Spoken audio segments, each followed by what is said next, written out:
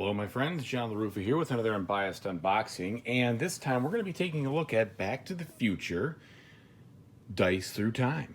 So let's see what we get here. First of all, it's a Ravensburger release, which means that usually those components are in pretty good shape, so we'll see what we get. But unfortunately, like they've done with some of these other ones, they do this goofy stuff where they tape the box 4 ways. I hate that. I don't know why they don't just shrink wrap it, but that's the way they've been doing it lately. So we're going to carefully open these up here and do our best to not cut the box or anything else.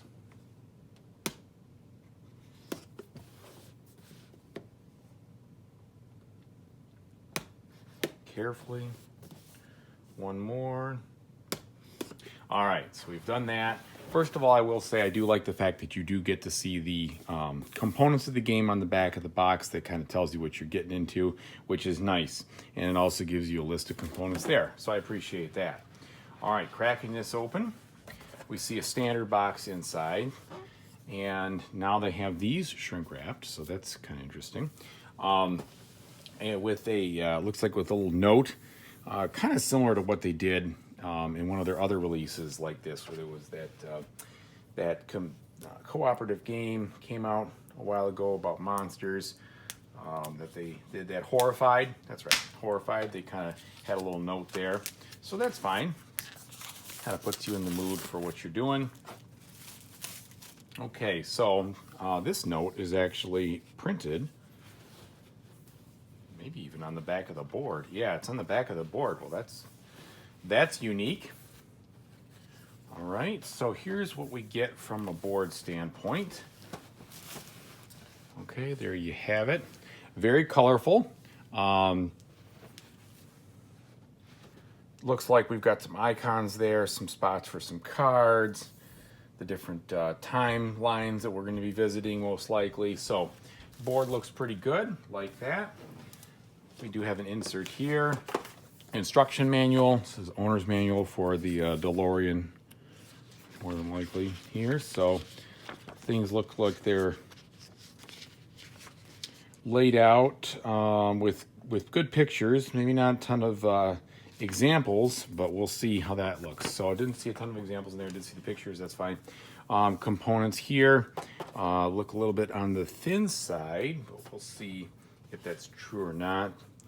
These are shrink wrapped again, so hopefully we can open these up without too much issue.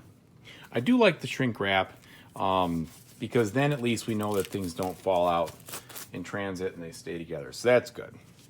Okay, so we've got 2 token sheets here and our little out of time marker there. Looks like maybe a first player token, and some caricatures of our buddy Biff and Buford Tannen, and then some clock tower icons.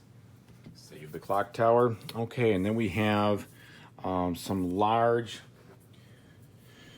looks like character sheets maybe, or player aids, so to speak, but they're functional. I'm going to carefully open these because these are shrink wrapped too. All right. So what we got here? Again, trying to be a little careful about the whole thing.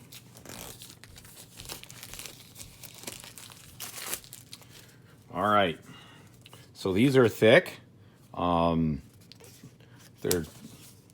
a little bit warped in the actual box itself, so that's a little bit of a bummer. But they are thick and have player information on them.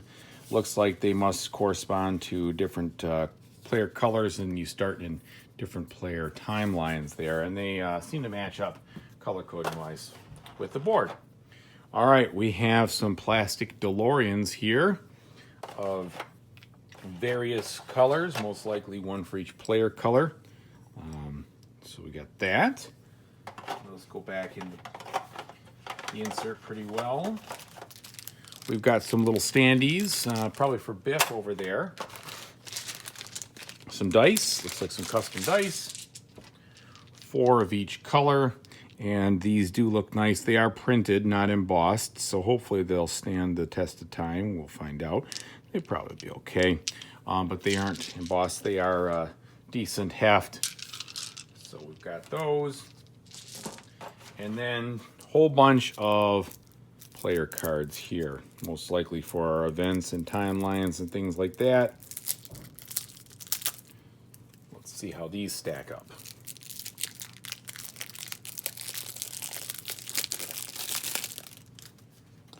Okay. They're smooth, flat, not glossy.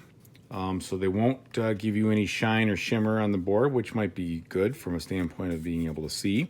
A little bit on the thin side, I gotta say that. So they're a slight bit on the thin side from a card standpoint. They seem pretty clear and classic with the art there and what you're getting. Different timelines. The backings all look the same. All right, so those are okay. They're decent quality. Again, they're just a little thin. I'm going to sleeve these, that's for sure. So there you have it. That's the components here for Back to the Future, the dice game. Pretty good value from the standpoint of how much it costs. You get a decent amount of stuff here, and I've heard good things about it, so I'm looking forward to playing it. Again, John LaRuffa, Unbiased Unboxing. Please like and subscribe to my YouTube channel, as I really appreciate it. Take care, everybody. Happy gaming.